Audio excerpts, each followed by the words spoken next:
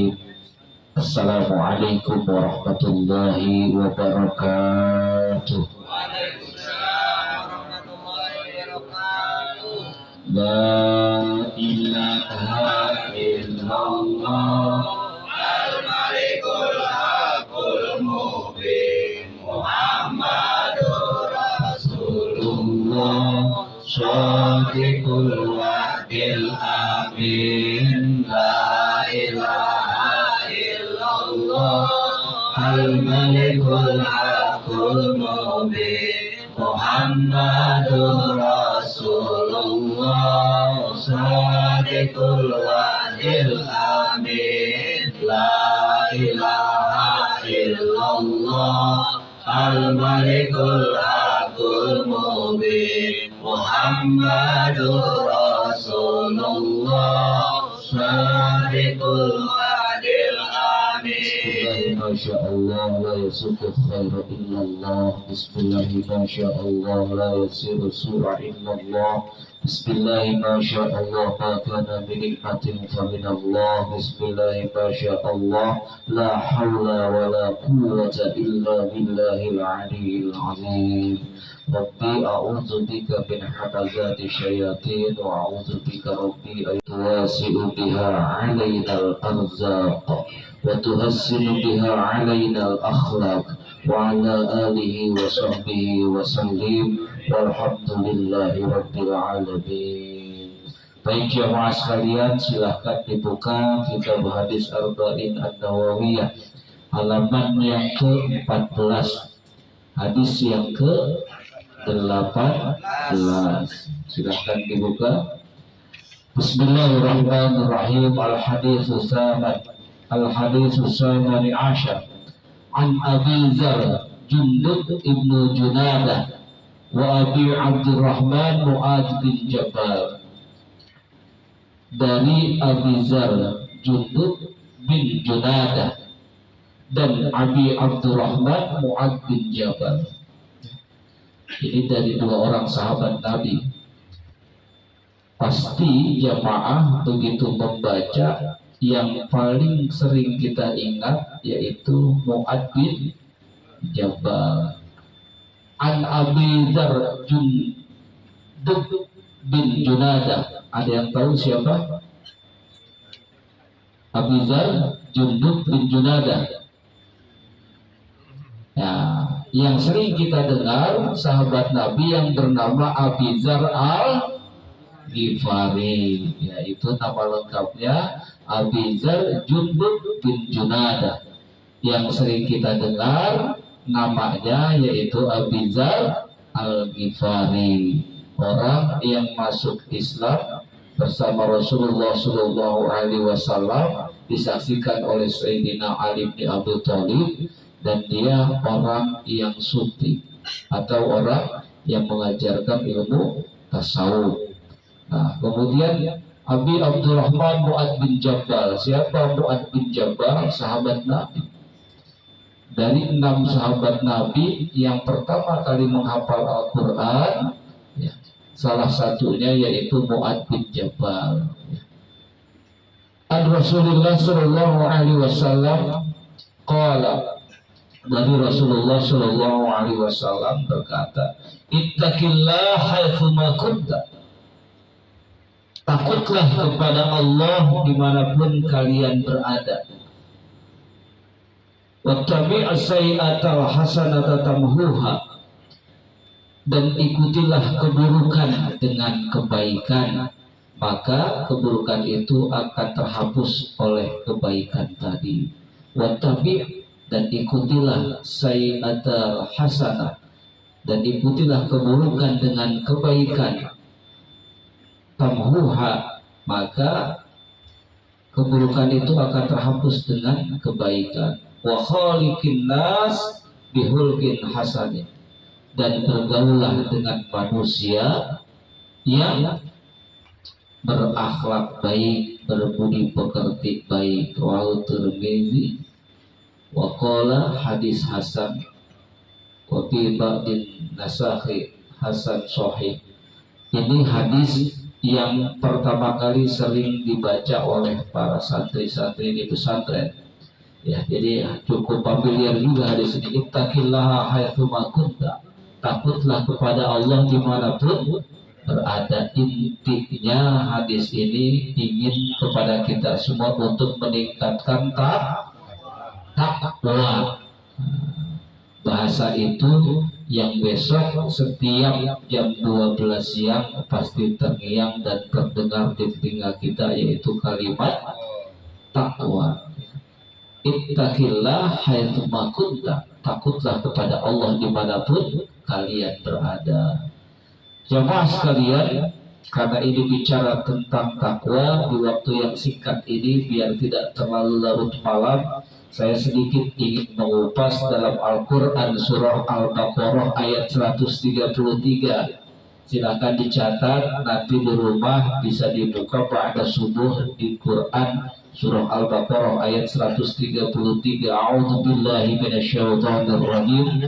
Bismillahirrahmanirrahim. Wasari'u ila magfiratin min rabbikum wa jannatin arduhas samawati wal ardh uiddat lil muttaqin.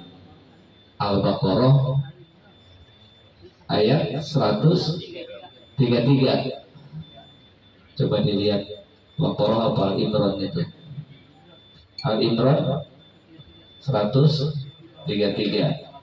Wasari'u ila magfirati min rabbikum wa jannatin arduhas samawati uiddat lil muttaqin. Dan bersegeralah pada Tuhanmu. Apa yang pertama? Mohon ampun. Yang kedua, surga yang luasnya seluas bumi dan langit. Itu yang Allah janjikan kepada kita semua. Pada siapa? Pada orang-orang yang bertakwa. Kepada orang-orang yang bertakwa. Uiddat lil muttaqin. Maka pada kesempatan malam ini saya ingin menyampaikan apa yang diterangkan oleh seorang ulama tentang 7 tanda takwa. Dari siapa ulama ini? Ulama ini yang bernama Imam Abu Lais As-Sarqani. Imam Abu Lais. Apa kata Imam Abu Lais? 7 tanda orang yang bertakwa. Jadi kalau dari salah satu ini, maka orang ini masuk kategori yang takwa. Siapa mereka? Yang pertama, orang yang mampu menjaga lisanuhu. Kata Imam Abu Lais, ciri tanda orang yang bertakwa itu orang yang mampu menjaga lisanuhu. Ya. Orang yang mampu menjaga lisannya, menjaga percakapannya. Siapa mereka? Jadi orang yang berkah lisannya itu, lisannya digunakan untuk yang pertama berzikir. Malam ini kita berzikir. Yang kedua, orang yang lisannya berkah digunakan lisannya untuk berdoa. Kemudian yang ketiga, orang yang lisannya berkah, yaitu orang yang lisannya digunakan untuk membaca Al-Quran. Orang yang lisannya berkah ialah orang yang lisannya digunakan untuk memberikan nasihat-nasihat kebaikan. Nabi Shallallahu Alaihi Wasallam pernah menyampaikan kepada Sayyidina Ali bin Abi Thalib, wahai Ali, kelak di yaumil akhir yang paling keras siksaannya adalah orang yang tidak mampu menjaga lisan. Ya.